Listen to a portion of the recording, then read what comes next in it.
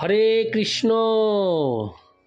আজ 25শে অগ্রহায়ণ 1431 ও 11ই ডিসেম্বর 2024 বুধবার, একাদশী মোক্ষদা। এই একাদশী মোক্ষদার দিনে আমি শ্রীমদ্ ভাগবতম পাঠ করছি। আজ আমি পাঠ করছি শ্রীমদ্ ভাগবতমের তৃতীয় স্কন্ধ 14দশ অধ্যায় সায়ংকালে দিতির গর্ভধারণের শ্লোক 33 থেকে 41। ওং নমো ভগবতে বাসুদেবায়। ওং নমো ভগবতে বাসুদেবায়। ওং নমো ভগবতে বাসুদেবায়। হরে কৃষ্ণ কৃষ্ণ কৃষ্ণ হরে হরে, হরে রাম রাম রাম হরে হরে। শ্লোক 33। দিতিস্তু ব্রীড়িতা তেন কর্মাবদ্ধেন ভারত, উপসঙ্গম্য বিপ্রর শ্রীমধুমুখ্যভ্যো ভাষত। অনুবাদ: হে ভারত, তারপর দিতি তার দোষযুক্ত আচরণের জন্য লজ্জাবশত অধোমুখী হয়ে তার পতির সমীপবর্তী হয়েছিলেন এবং তাকে বলেছিলেন। তাৎপর্য: কোনো ঘৃণ্য কর্ম আচরণের ফলে কেউ যখন লজ্জিত হয় তখন আপনা থেকেই তার মাথা নিচু হয়ে যায়।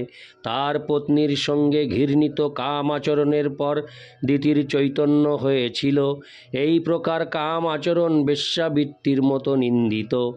পক্ষান্তরে বলা যায় যে নিজের পত্নীর সঙ্গেও মৈথুন ক্রিয়া যদি শাস্ত্রবিধি অনুসারে আচরণ করা না হয় তাহলে তাও বেশ্যাবৃত্তির সমান। ইতি শ্লোক 33। শ্লোক 34। দিতিরুবাচ ন মে গর্ভমিমং ব্রহ্মণ ভূতানামৃষো ভোঃ বোধিত, রুদ্র পতির্হি ভূতানাং যস্যাকর বমংহসম। অনুবাদ: সুন্দরী দিতি বললেন, হে ব্রাহ্মণ, সমস্ত জীবদের প্রতি রুদ্রের কাছে আমি মহা অপরাধ করেছি, সেই জন্য তিনি যেন আমার গর্ভ বিনষ্ট না করেন। তাৎপর্য: দিতি তার অপরাধের বিষয়ে সচেতন ছিলেন এবং তিনি উদ্বিগ্ন ছিলেন যেন শিব তার সেই অপরাধ ক্ষমা করেন। শিবের দুটি প্রচলিত নাম হচ্ছে রুদ্র ও আশুতোষ। তিনি সহজেই ক্ষুব্ধ হন, আবার অতি শীঘ্রই সন্তুষ্ট হন। দিতি জানতেন যে তার প্রতি ক্ষুব্ধ হয়ে তিনি তার গর্ভ বিনষ্ট করতে পারেন, যা তিনি অন্যায়ভাবে ধারণ করেছিলেন। কিন্তু যেহেতু তিনি আশুতোষ, তাই তিনি তার পতির কাছে অনুরোধ করেছিলেন তিনি যেন ভগবান শিবকে সন্তুষ্ট করার জন্য তাকে সাহায্য করেন, কেননা তার পতি ছিলেন শিবের মতো হরে কৃষ্ণ শিবের এক মহান ভক্ত। পক্ষান্তরে বলা যায় যে দিতি অন্যায়ভাবে তার পতিকে বাধ্য করানোর ফলে শিব তার প্রতি ক্ষুব্ধ হয়ে থাকতে পারেন, কিন্তু যিনি তার পতির প্রার্থনা অস্বীকার করবেন না তাই হরে কৃষ্ণ কিন্তু তিনি তার পতির প্রার্থনা অস্বীকার করবেন না তাই তিনি তার পতির মাধ্যমে ক্ষমা প্রার্থনার জন্য আবেদন করেছিলেন। ভগবান শিবের কাছে তিনি এইভাবে প্রার্থনা করেছিলেন। ইতি শ্লোক 34। শ্লোক 35। হরে কৃষ্ণ নমো রুদ্রায় মহোতে দেবায় গ্রায় মিরুড়োষে। হরে কৃষ্ণ নমো রুদ্রায় মহোতে দেবায় গ্রায় মিরুষে, শিবায় নস্তদণ্ডায় ধৃতদণ্ডায় মন্নবে। অনুবাদ: সেই রুদ্ররূপ ভগবান শিবকে আমি আমার প্রণতি নিবেদন করি। তিনি যুগপৎ ভয়ঙ্কর মহান দেবতা এবং সমস্ত জড় বাসনার পূর্ণকারী। তিনি সর্বমঙ্গলময় এবং ক্ষমাশীল, কিন্তু দণ্ড দিতে তার ক্রোধ তাকে তৎক্ষণাৎ উদ্যত করতে পারে। তাৎপর্য: দিতি অত্যন্ত চতুরতার সঙ্গে ভগবান শিবের কৃপা প্রার্থনা করেছিলেন। তিনি প্রার্থনা করেছিলেন তিনি আমাকে কাঁদাতে পারেন, কিন্তু তিনি যদি চান তাহলে তিনি আমার কান্না বন্ধ করতে পারেন, কেননা তিনি হচ্ছেন আশুতোষ। তিনি এতই মহান যে ইচ্ছা করলে তিনি এখনই আমার গর্ভ নষ্ট করতে পারেন, কিন্তু তার কৃপার প্রভাবে আমার গর্ভ যাতে নষ্ট না হয়, আমার সেই বাসনাও তিনি পূর্ণ করতে পারেন। যেহেতু তিনি সর্বমঙ্গলময়, তাই তার পক্ষে আমাকে দণ্ডদান থেকে অব্যাহতি দেওয়া মোটেই কঠিন নয়। যদিও তার মহাক্রোধ উৎপাদন করার জন্য তিনি আমাকে এখন দণ্ড দিতে উদ্যত হয়েছেন, তাকে একজন মানুষের মতো প্রতীত হলেও তিনি হচ্ছেন সমস্ত মানুষের ঈশ্বর। ইতি শ্লোক 35, শ্লোক 36। স ন প্রসীদতাং ভামো ভগবানুর্বনুগ্রহ বাদ্যশাপনুকম্পানাং স্ত্রীণাং দেবসতীপতি। অনুবাদ: তিনি আমার ভগিনী সতীর পতি হওয়ার ফলে আমার ভগ্নীপতি, তাই তিনি আমাদের প্রতি প্রসন্ন হন। তিনি সমস্ত রমণীদের পূজনীয় প্রভু। তিনি সমগ্র ঐশ্বর্যের বিগ্রহ এবং অসভ্য ব্যাধদেরও ক্ষমারহ। রমণীদের প্রতি তিনি কৃপা প্রদর্শন করতে পারেন। তাৎপর্য: শিব হচ্ছেন দিতির এক ভগ্নী সতীর পতি। দিতি তার ভগ্নী সতীর প্রসন্নতা আহ্বান করেছেন, যার ফলে তিনি তার পতির কাছে তাকে ক্ষমা করার জন্য অনুরোধ করেন। তাছাড়া শিব সমস্ত রমণীদের পূজনীয় প্রভু। যে সমস্ত নারীদের প্রতি অসভ্য ব্যাধেরাও করুণা প্রদর্শন করে, স্বভাবতই তিনি তাদের প্রতি অত্যন্ত কৃপাময়। যেহেতু শিব স্বয়ং নারীদের সাহচর্যে থাকেন, তাই তিনি তাদের ত্রুটিপূর্ণ স্বভাবের কথা ভালোভাবেই জানেন এবং তার ফলে ত্রুটিপূর্ণ স্বভাবজনিত দিতির অপরিহার্য অপরাধের ব্যাপারে তিনি ততটা গুরুত্ব নাও দিতে পারেন। প্রতিটি কুমারীরই ভগবান শিবের ভক্ত হওয়ার কথা দিতি স্মরণ করেছিলেন তার শৈশবে কিভাবে তিনি শিবের উপাসনা করেছিলেন এবং তার কাছে ক্ষমা ভিক্ষা করেছিলেন। ইতি শ্লোক 36, শ্লোক 37। মৈত্রেয় উবাচ: সসর্গস্যাশীষং লোক্কামাশাসানং প্রবেপতিমো নিবৃত্ত সন্ধানীয়মো ভার্যামাহ প্রজাপতি। অনুবাদ: মৈত্রেয় বললেন, পতি রুষ্ট হয়েছেন বলে ভয়ে কম্পিত কলেবরা তার স্ত্রীকে মহর্ষি কশ্যপ এইভাবে সম্বোধন করলেন। দিতি বুঝতে পেরেছিলেন যে তিনি তার পতিকে প্রতিদিনকার সন্ধ্যা নিয়ম সমাপন কার্যে নিবৃত্ত করে অপরাধ করেছিলেন। তবুও তিনি সংসারে তার সন্তানদের কল্যাণ কামনা করেছিলেন। ইতি শ্লোক 37, শ্লোক 38।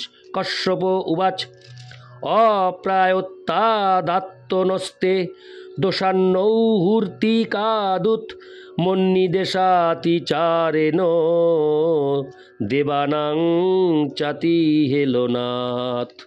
অনুবাদ: বিদ্বান কশ্যপ বললেন, যেহেতু তোমার চিত্ত দূষিত ছিল, সন্ধ্যাকালীন মুহূর্ত ছিল অপবিত্র, তাছাড়া তুমি আমার আদেশ লঙ্ঘন করেছ এবং দেবতাদের অবজ্ঞা করেছ, তাই সব কিছুই অশুভ ছিল। তাৎপর্য: সমাজে সুসন্তান উৎপাদন করার জন্য পতিকে ধর্ম আচরণে ও শাস্ত্র নির্দেশ অনুশীলনে নিষ্ঠাপরায়ণ হতে হয় এবং পত্নীকে পতির প্রতি সত্যনিষ্ঠ হতে হয়। ভগবদ্গীতায় 7:11 বলা হয়েছে যে শাস্ত্র নির্দেশ অনুসারে কাম আচরণ হচ্ছে কৃষ্ণ ভাবনার প্রতীক। কাম আচরণে প্রবৃত্ত হওয়ার পূর্বে পতি ও পত্নী উভয়কে তাদের মানসিক অবস্থা, কাল, দেবতাদের আনুগত্য এবং পত্নীকে পতির নির্দেশ সম্বন্ধে বিচার করতে হয়। বৈদিক সমাজ ব্যবস্থায় যৌন জীবনের জন্য উপযুক্ত মাঙ্গলিক সময়ের বিচার করা হয়, যাকে বলা হয় গর্ভাধানের সময়। দিতি সমস্ত শাস্ত্র নির্দেশ অবহেলা করেছিল এবং তাই যদিও তিনি সুসন্তান লাভের জন্য অত্যন্ত উৎসুক ছিলেন, তবুও তাকে জানিয়ে দেওয়া হয়েছিল যে তার সন্তান ব্রাহ্মণের পুত্র হওয়ার যোগ্য হবে না। এখানে স্পষ্টভাবে ইঙ্গিত করা হয়েছে যে ব্রাহ্মণের পুত্ররূপে জন্মগ্রহণ করলেই সব সময় ব্রাহ্মণ হওয়া যায় না। রাবণ ও হিরণ্যকশিপুর মতো ব্যক্তিরা ব্রাহ্মণ কুলে জন্মগ্রহণ করেছিল, কিন্তু তাদের ব্রাহ্মণ বলে স্বীকার করা হয়নি, কেননা তাদের পিতারা তাদের জন্মের জন্য আবশ্যক বিধিনিষেধ অনুসরণ করেননি। এই প্রকার সন্তানদের বলা হয় রাক্ষস। পুরাকালে বৈদিক অনুশাসনের অবজ্ঞা করার ফলে কেবল একজন বা দুজন রাক্ষস ছিল, কিন্তু কলিযুগে যৌন জীবনে কোনো রকম নিয়মানুবর্তিতা নেই। অতএব কিভাবে সুসন্তান আশা করা যায়? অবাঞ্ছিত সন্তান কখনোই সমাজের সুখের কারণ হতে পারে না। কিন্তু কৃষ্ণ ভাবনামৃত আন্দোলনের মাধ্যমে ভগবানের দিব্য নাম কীর্তন করে তাদের মনুষ্য স্তরে উন্নীত করা যেতে পারে। সেইটি হচ্ছে মানব সমাজের প্রতি শ্রী চৈতন্য মহাপ্রভুর অনুপম উপহার। ইতি শ্লোক 38। শ্লোক 39। ভবিষ্যতস্তো বা ভদ্রাবো ভদ্রে জাঠোরাধমৌ লোকানো সপালাং স্ত্রিংশ্চণ্ডী। হরে কৃষ্ণ। লোকানো সপালাং স্ত্রিংশ্চণ্ডী মুহুরাক্রন্দ ঈশত। অনুবাদ: হে ক্রোধশীলা, তোমার অভিশপ্ত গর্ভ থেকে দুটি কুলাঙ্গার পুত্র জন্মগ্রহণ করবে। হে ভাগ্যহীনা, তারা ত্রিলোকের সকলের নিরন্তর শোকের কারণ হবে। তাৎপর্য: ঘৃণ্য সন্তানদের জন্ম হয় অভিশপ্ত মাতার গর্ভ থেকে। ভগবদ্গীতায় 41 বলা হয়েছে, যখন জ্ঞাতসারে ধর্মজীবনের বিধিনিষেধের অবজ্ঞা করা হয়, তখন তার পরিণামস্বরূপ অবাঞ্ছিত সন্তানের জন্ম হয়। এইটি বিশেষ করে পুত্রদের বেলায় সত্য। মা যদি সদাচারিণী না হয়, তাহলে পুত্র কখনো ভালো হতে পারে না। জ্ঞানবান কশ্যপ অভিশপ্ত দিতির গর্ভে উৎপন্ন পুত্রের চরিত্র কীরকম হবে তা পূর্বেই দেখতে পেয়েছিলেন। মাতার অত্যাধিক যৌন আসক্তি ও শাস্ত্রের বিধি নিষেধের অবজ্ঞার ফলে দিতির জঠর অভিশপ্ত হয়েছিল। যে সমাজে এই প্রকার নারীদের প্রাধান্য, সেখানে সুসন্তান আশা করা উচিত নয়। ইতি শ্লোক 39। শ্লোক 40। প্রাণিনাং হন্যমানানাং দীনানাম কৃতাগোষাম স্ত্রীণাং নিগৃহ্যমানানাং কপিতেষু মহাত্মসু। অনুবাদ: তারা দীন ও নিষ্পাপ প্রাণীদের হত্যা করবে, নারীদের অত্যাচার করবে এবং মহাত্মাদের ক্রোধ উৎপাদন করবে। তাৎপর্য: আসরিক কার্যকলাপ বৃদ্ধি পায় যখন নিষ্পাপ ও অসহায় প্রাণীদের হত্যা করা হয়, নারীদের উপর অত্যাচার হয় এবং কৃষ্ণ ভাবনায় মগ্ন মহাত্মারা ক্ষুব্ধ হন। আসরিক সমাজে জিহ্বার তৃপ্তি সাধনের জন্য অসহায় পশুদের হত্যা করা হয়। অনর্থক কাম আচরণের দ্বারা নারীদের নির্যাতন করা হয়। যেখানে স্ত্রী ও মাংস আছে, সেখানে সুরা ও যৌন আচরণ অনিবার্য। সমাজে যখন এইগুলির প্রাধান্য দেখা দেয়, তখন ভগবানের কৃপায় স্বয়ং ভগবানের দ্বারা কিংবা তার প্রতিনিধির দ্বারা সামাজিক ব্যবস্থার পরিবর্তন আশা করা যায়। ইতি শ্লোক 40। শ্লোক 41। তদা বিশ্বেশ্বর ক্রুদ্ধ ভগবাল্লোক ভাবন হনিষ্যত্ববতীর যাসৌ যথাদ্রীন শত পর্বধৃক। অনুবাদ: সেই সময় সমস্ত জীবের শুভাকাঙ্ক্ষী জগদীশ্বর ভগবান অবতীর্ণ হয়ে ঠিক যেভাবে ইন্দ্র তার বজ্রের দ্বারা পর্বতসমূহকে চূর্ণ করেন সেইভাবে তাদের সংহার করবেন। তাৎপর্য: ভগবদ্গীতায় 4:8 বর্ণনা করা হয়েছে যে ভক্তদের পরিত্রাণ করার জন্য এবং দুষ্কৃতকারীদের সংহার করার জন্য ভগবান অবতরণ করেন। ভগবদ ভক্তদের প্রতি অপরাধ করার ফলে জগদীশ্বর ভগবান দিতির পুত্রদের সংহার করার জন্য আবির্ভূত হবেন। ইন্দ্র, চন্দ্র, বরুণ, দুর্গা, কালী প্রভৃতি ভগবানের বহু প্রতিনিধি রয়েছেন, যারা এই পৃথিবীর যে কোনো ভয়ঙ্কর দুষ্কৃতকারীকে দণ্ডদান করতে পারেন। বজ্রের দ্বারা পর্বতসমূহের চূর্ণ হওয়ার দৃষ্টান্তটি অত্যন্ত সমীচীন। এই ব্রহ্মাণ্ডে পর্বতকে সবচাইতে কঠিনভাবে নির্মিত বলে মনে করা হয়, তবুও পরমেশ্বর ভগবানের ব্যবস্থায় তা অনায়াসে চূর্ণ বিচূর্ণ হতে পারে। যে কোনো বলবান ব্যক্তিকে সংহার করার জন্য ভগবানকে অবতরণ করতে হয় না, তিনি আসেন কেবল তার ভক্তদের জন্য। প্রত্যেক ব্যক্তি জড়া প্রকৃতি প্রদত্ত ক্লেশ ভোগ করতে বাধ্য, কিন্তু নিরীহ মানুষদের হত্যা, পশু হত্যা অথবা নারীদের উৎপীড়ন, দুষ্কৃতকারীদের এই সমস্ত কার্যকলাপ সকলের পক্ষেই ক্ষতিকর। তার ফলে ভক্তদের কাছে বেদনাদায়ক, এবং তাই ভগবান তখন অবতরণ করেন। তিনি কেবল তার ঐকান্তিক ভক্তদের পরিত্রাণ করার জন্য অবতরণ করেন। যদিও আপাত দৃষ্টিতে মনে হয় যে ভগবান তার ভক্তদের পক্ষপাতিত্ব করছেন, কিন্তু দুষ্কৃতকারীরা যখন ভগবান কর্তৃক নিহত হয়, সেইটিও তাদের প্রতি ভগবানের কৃপা। ভগবান যেহেতু পরম তত্ত্ব, তাই তার দুষ্কৃতকারীদের সংহার করা এবং ভক্তদের অনুগ্রহ করা, এই দুইয়ের মধ্যে কোনো পার্থক্য নেই।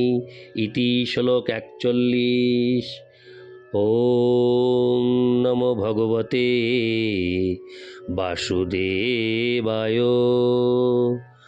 ওম নমো ভগবতে বাসুদেবায়। ওম নমো ভগবতে বাসুদেবায়। হরে কৃষ্ণ কৃষ্ণ কৃষ্ণ হরে হরে, হরে রাম রাম রাম হরে হরে। হরে কৃষ্ণ।